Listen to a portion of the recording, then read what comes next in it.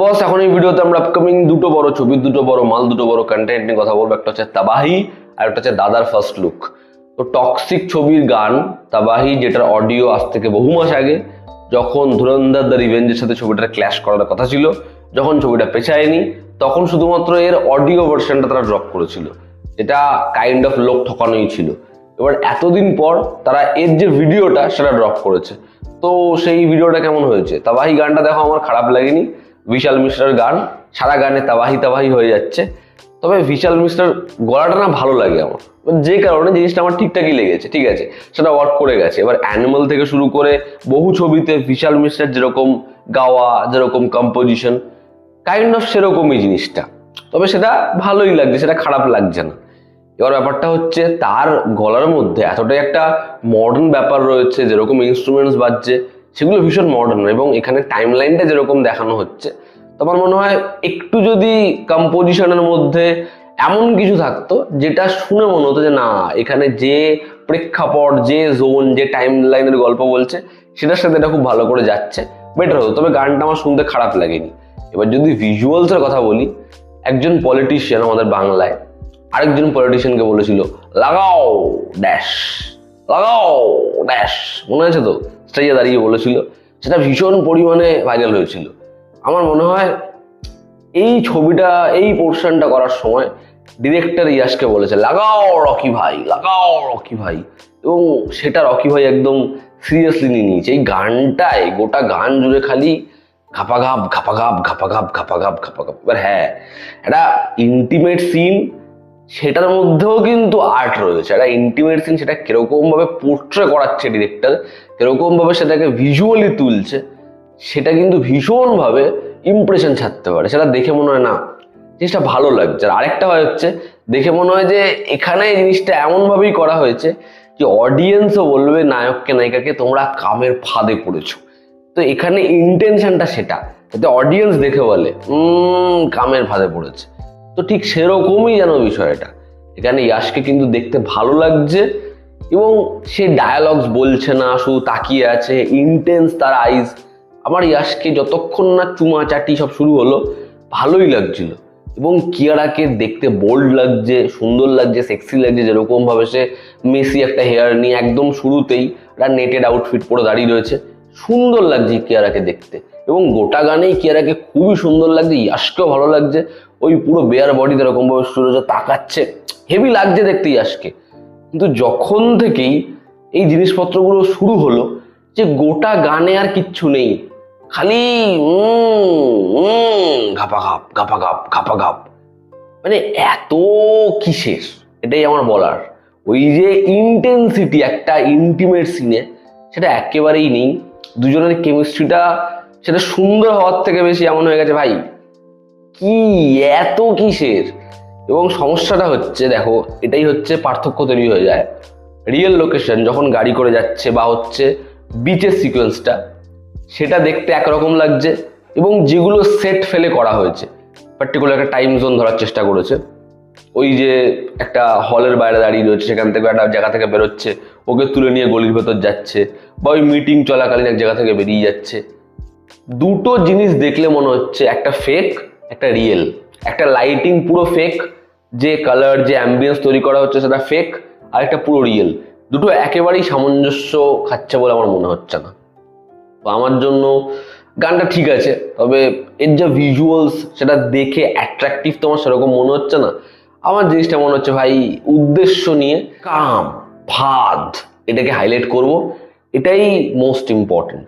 এবং আমার মনে হয় এখানে কিরা আডবাণীর যে ক্যারেক্টারটা, সে ইয়াশকে বিট্রে করবে, বা এমনও হতে পারে সে ইয়াশকে বিট্রে করেছে, এমনটাই ছবিটা আমাদের দেখাতে চাইছে, কিন্তু এমনটা নাও হতে পারে। একটা পার্টিকুলার পোর্শন রয়েছে যেখানে তারাসুতের ক্যারেক্টারটা ওকে বলছে যে তোমার মতো এরকম স্বার্থপর মানুষ সে কখনো প্রেমে পড়েছে? এবার ও বলে এর কোনো চান্সই নেই। তারপর আমরা দেখি যে ও কিয়ারার দিকে একটা অদ্ভুতভাবে পাগল হয়ে উন্মাদ হয়ে যেন দেখছে, এবং কিয়ারা ওর দিকে দেখে যাচ্ছে। তো মেবি ওর মতো একটা ক্যারেক্টার, যে এরকম একটা দানব, একটা শয়তান থাকবে, তার জীবনেও এমন কেউ আসবে যে ওকে চেঞ্জ করে দেবে, এবং ওরও ভালোবাসা সম্পর্কে পারসেপশনটা বদলে যাবে। এবার এরকম একটা জিনিস থাকবে, বা সেই যখন তাকে বিট্রে করবে, সে আরো আরো টক্সিক হয়ে যাবে। জানি না আমি কি হবে, তবে এরকম কিছু হতে পারে। দেখার প্লট লাইনে সেটা কতটা ইন্টারেস্টিং ওয়েতে আসে। তবে আপাতত এই গানটা দেখে যে ইন্টেন্স ইন্টিমেট কেমিস্ট্রিটা ফিল করা যেত সেটা আমি ফিল করতে পারিনি। ইমরান হাশমির এমন বহু ছবি আছে যেখানে বিভৎস মেকআউটের সিন, ইন্টিমেটের সিনে ভর্তি, কিন্তু না সেগুলোর মধ্যে তুমি দেখবে বহু এমন জিনিসপত্র রয়েছে যেগুলো ইমরান হাশমি সেই কেমিস্ট্রিটা বানাতে পেরেছে, বা সেটা দেখে সেটার মধ্যে বহু এমন জিনিস যেগুলো প্রচুর ভালগার, বা যেগুলো দেখে ভাই এটা কি এরকম হয়েছে মনে। কিন্তু এমন অনেক কাজ রয়েছে মেইন স্ট্রিম আমি বলছি যেগুলোর মধ্যে কেমিস্ট্রিটা তৈরি হয়ে গেছে, যেটা এখানে আমার মনে হয় হয়নি। দুজনকে ইন্ডিভিজুয়ালি দেখতে ভালো লাগছে, কিন্তু কোথাও একটা কি জিনিসটা একটু মানে ওই ভালগার, একটু ওরকম জিনিসপত্র আমরা দেখাতে চাই, ওই দিকে জোর করে হয়েছে, জোর করে, সেটা ইন্টেন্সিটিটা বোঝাতে পারছে না। তোমরা যারা দেখেছো তোমাদের কি অপিনিয়ন জানিও। এবার আমরা কথা বলবো হচ্ছে দাদার ফার্স্ট লুক নিয়ে, যেটা গতকাল ড্রপ করা হয়েছে। এবার বিক্রমাদিত্য মোটওয়ান আমার মনে হয় খুব রেয়ার পরিচালক হিন্দি ছবির, যারা প্রত্যেকটা কাজই মানে ম্যাক্সিমাম কাজই খুব ভালো বানিয়েছে এবং যাদের ডাউনগ্রেড হয়নি।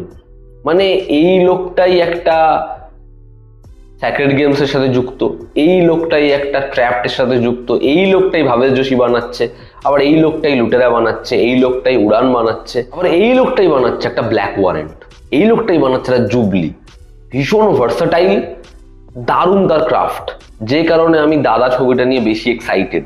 সৌরভ গাঙ্গুলির বায়োপিক তো অবশ্যই, তার মধ্যে ডিরেক্টর এরকম, রাজকুমার রাও পারফর্মার, কিন্তু ফার্স্ট লুকটা দেখে আমার মনে হচ্ছে ভাই পুরো ভোগে না চলে যায় ছবিটা। রাজকুমার রাও টেরিফিক পারফর্মার, ফাটিয়ে দিতে পারে, কিন্তু এই যে ফার্স্ট লুকটা সেখানে যেরকম ভাবে ডিজাইন করা হয়েছে লুকটা সৌরভ গাঙ্গুলির, লর্ডসের ওরকম আইকনিক মোমেন্ট, সেটা দেখে হাস্যকর মনে হচ্ছে। তার কারণটা পুরোটাই যেন এআই দ্বারা জেনারেটেড। এবার যদি এটা একটা বাংলা ছবির ক্ষেত্রে হতো, লোকে এতক্ষণ মিম বানিয়ে রোস্ট করে বাংলা ছবিকে বলতো রেস্ট ইন পিস, সেখানে হিন্দি ছবির থেকে, এত বড় একটা বাজেটের ছবির থেকে এরকম একটা ফার্স্ট লুক, এটা একেবারে এক্সপেক্টেড নয়।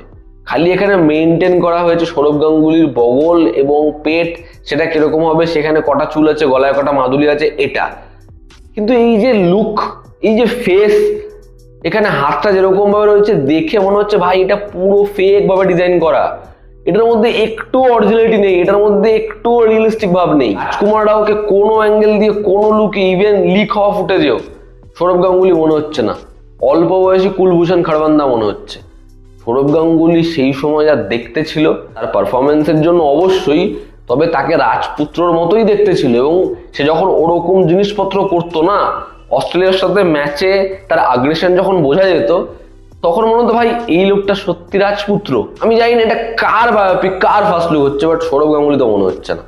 মানে এটা হয় না যে একটা কোনো একটা মিম রিক্রিয়েট করলাম, বা এটা একটা স্পুফ হচ্ছে, আমি ওরকম কিছু করার চেষ্টা করছি, সেরকম কিছু হয়েছে।